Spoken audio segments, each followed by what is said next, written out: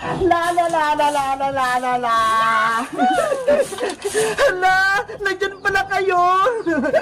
Naglilinis kasi ako dito sa labas ng bahay kubo namin eh. Kasi tignan nyo, ang daming kalat. Guys, si Frances tsaka si Iska pumunta sa may palengke, bumili ng pagkain namin. Habang wala sila, i-house tour ko muna kayo dito sa bahay kubo namin. Tara! At yung sala namin, may TV kami. Ate Bebang, good morning! Good morning din sa'yo, Mateo. Ang ganda ng pinanonood mo, si SpongeBob. Kaya nga po, favorite ko yan. O siya, diyan ka lang muna, Mateo, Ipapakita ko lang yung bahay natin. Guys, ito pala yung swimming pool namin. Dito kami naliligo. Oh no! Hoy, Mateo! Nandyan ka ulit! Ate Bebang, gusto ko na pumaligo. Kaso, walang tubig yung swimming pool eh. Ano ba? Nalangin na po ako. Sige, mamaya, lalagyan kayo ng tubig. Diyan ka lang muna ha. Pupunta lang ako sa kusina. Ito naman yung kusina namin. Tingnan nyo ho. Ang ganda-ganda. Para ka talagang nasa probinsya. Wow! Ay, si Mateo. Nandiyan na naman. Naghugas ng baso. Ate Bebang, ako na po yung maghugas sa pinag-inuman po natin ng gatas. Okay, galing mo maghugas Opo, hugasan ko po ito ng mabuti. Ang sipag-sipag talaga ni Mateo. Sige, diyan ka lang muna ha. Akit lang ako dun sa may taas.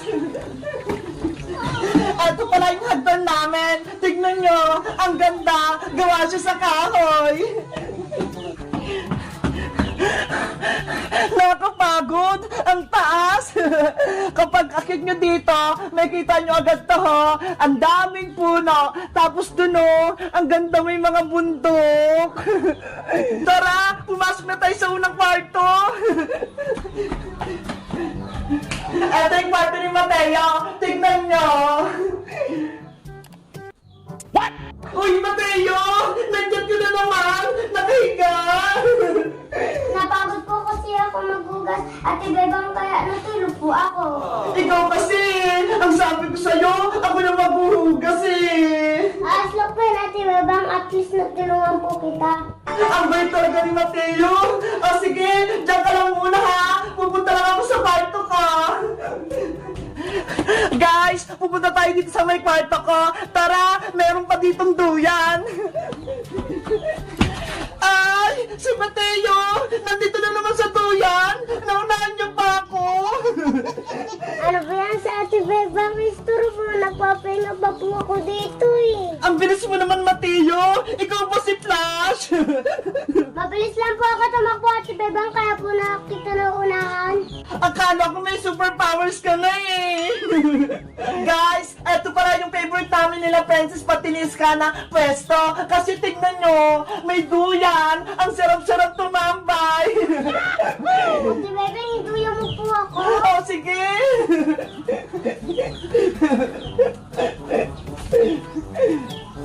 Huwag mo pala kasi na Ate Bebang, nahihilo po ako. Okay, konti-konti lang! Start na po, Ate Bebang, baka ako po mahulog. Hindi naman eh!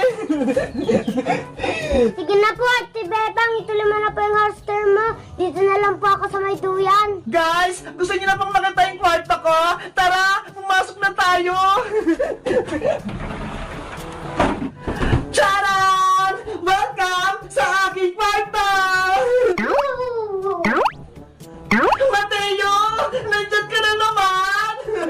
Ate Bebang, nagtatrampolin pa ako dito kasi po, alam mo po na po niyo.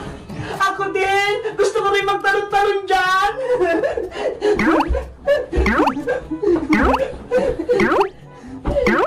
Hala, Mateo! Mag-iingat ka!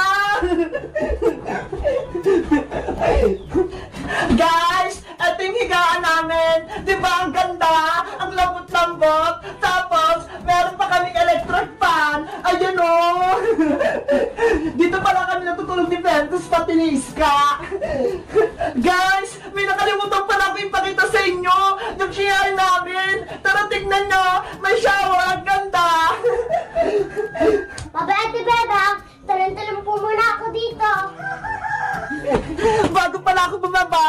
duyan-duyan muna ako dito kasi gusto ko to eh.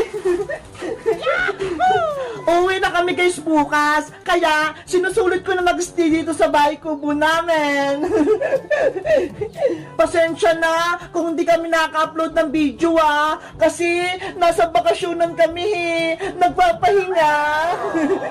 Hayaan nyo, sa mga susunod na araw, kapag uwi namin, mag-video na ulit kami. Ang saya talaga dito, ang lamig-lamig, tapos may hangin pa. Tara na guys, pupunta na tayo sa may CR. Dahan-dahan, baka mahulog tayo sa hagdan. Doon pala yung CR namin. Doon guys tara, ang ganda doon. Guys, ito na yung CR namin. Bumuksan ko na yung pinto. Yung alamig mo na tubig. Ay, si Mateo, nag-shower na. Ate Beba, agad ako na siya yung may shower at ang sarap po pumaligo. Guys, sabi ko sa inyo maganda yung CR namin. Tignan niyo pa yung bubong, maliwanag. Kita-kita yung langit, tsaka yung ulap. Ate Beba, tara na po, maligo ka na din po. Mamaya na lang, Mateo. Tatapusin ko lang yung house tour ko. Okay po, kasi naglalak po yung kito, para maligo na po ako. Si Mateo, maarte na. Sige na nga, isasara ko na.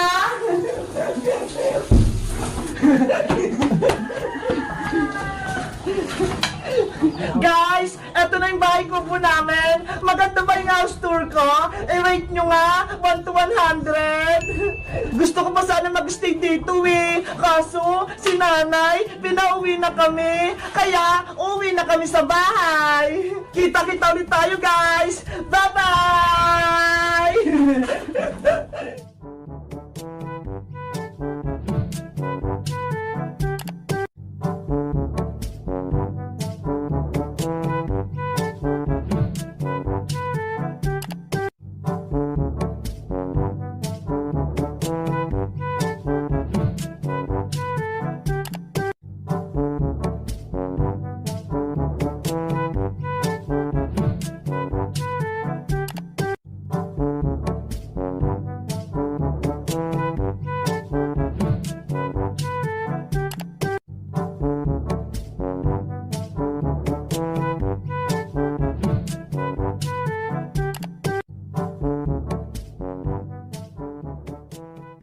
Ayoko pa Manong Tanod! Huwag nang makulit! Sumama ka sa akin! Manong Tanod, ulayin niyo na po si Princess! Sa barangay na po siya magpaliwanag! Bebang! Huwag mo ko ipabarangay! Maawa ka sa akin! Magbabayad ka na sa kasalanan mo, Princess! Yan yung nararapat sa'yo! Aling tiri! Si Princess po, hinuli ng barangay Tanod! Ano? Bakit? Ano kasalanan ng anak ko, Boyong? Si Bebang po, nagsumbong sa barangay Tanod, kaya ayun, dinala si Princess sa barangay. Si Bebang na naman? Lagi na lang inaaway yung anak ko si Princess. Malalago talaga sa akin yung Bebang na yan. Bebang! Bebang! Lumabas ka ng bahay nyo! Naku, si Aling Tiri yun mukhang galit na naman. Bebang! Magpakita ka sa akin! Bilis! Ano po yun, Aling Tiri? Bakit po kayo sumisigaw? Anong nabalitaan kung ginawa mo sa anak kong si Princess, ha? Ano po bang nangyari kay Princess? Ang sabi sa akin ni Boyong, pinabarangay mo daw siya? Totoo ba yan, ha? Opo, kinuha po siya ng barangay Tanod kanina. Ang bata-bata pa ng anak ko, pinabarangay mo na? Anong karapatan mo? Kasi po, may kasalanan sa akin si Princess Aling Tiri Madami na. Kaya dapat na po siyang matuto ng leksyon. Ikaw dapat yung ipabarangay, Bebang, dahil inaaway mo si Princess, hindi yung anak kong ipahuli mo sa barangay Tanod. Wala pa akong kasalanan na Aling Tiri. Si Princess po talaga yung may ginawang mali. Pinagtulungan nila ako ni Boyong ibuli. Tapos, inagaw sa akin si Big Bird. Swerte lang ni Boyong, nakatakbo siya, kaya hindi po siya nakuha ni Manong Tanod. Walang katotohanan yung sinasabi mo, dahil mabait yung anak ko, hindi magagawa yun ni Princess. Pero nagsabi po ako ng katotohanan, Aling Tere. Sinabi ko lahat ng kasalanan ni Princess kay Manong Tanod. Ginagalit mo talaga ako, Bebang? Lumabas ka dyan! Ikaw ang ibang barangay ka!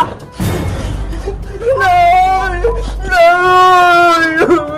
Princess! Anak! Nay! Hinuli po ako ng barangay Tanod! Kawawa ka naman, Princess! May ginawa pa silang masama sa'yo? Wala naman po! Pero sabi ni Barangay Tanod, kailangan ko daw humingi ng sorry kay Bebang. Kung hindi, uliin daw ulit nila ako. Ano ba kasing ginawa mo kay Bebang? Ha? Madami po ang kasalanan kay Bebang, Nay. Mga kalukuhan, tsaka prank. Kaya sinumpo niya ako kay Barangay Tanod. Anak, huwag kang gumawa ng kalukuhan sa kapwa mo. Dahil masama yun. Opo, hindi na po maulit, Nay. O siya, kausapin mo si Bebang para mag-ayos na kayo. Bebang, sorry. Marami kong kasalanan sa'yo. Ayan tuloy. Hinuli ako ni Barangay Tanod. Nagsisisi ka na ba, Princess, sa mga ginawa mo sa akin? Oo, sana mapatawad mo na ako. Pinapangako ko sa'yo, hindi na kita lulukuhin at ipaprank. Totoo na ba yan? Baka mamaya, niloloko mo lang ako. Promise, cross my heart, hindi na maulit. Ako din, Bebang, humingi ako ng tawad sa ginawa namin ni Princess. Akala ko kasi walang kasalanan yung anak ko si Princess. Yung pala madami, kaya sana patawarin mo kami. Ako din, Bebang, humingi ako ng tawad sa'yo. Sana huwag mo kayo pahuli kay Barangay Tanod. Dahil nagsisisi na po kayong lahat. Lalo ka na, Princess, pinapatawad na kita. Talaga, Bebang? Oo, para magkabati na tayo at magkaibigan. Thank you, Bebang! Binigyan mo ko ng second chance! Huwag ka nang umayak, Princess! At least, inamin mo na lahat ng mga kasalanan mo. Sa susunod, magpakabait ka na, ha? Oo, Bebang! Pinapangako ko! Magbabago na ako! Friends na ulit tayo! Oh! Friends na ulit tayo! Yay! Bati na kami ni Princess! Mabuti na lang! Nagkabati na si Bebang tsaka si Princess! Magiging masaya na ulit ako! Yes! Napatawad na ako ni Bebang! Sa susunod, ipaprank ko ulit siya!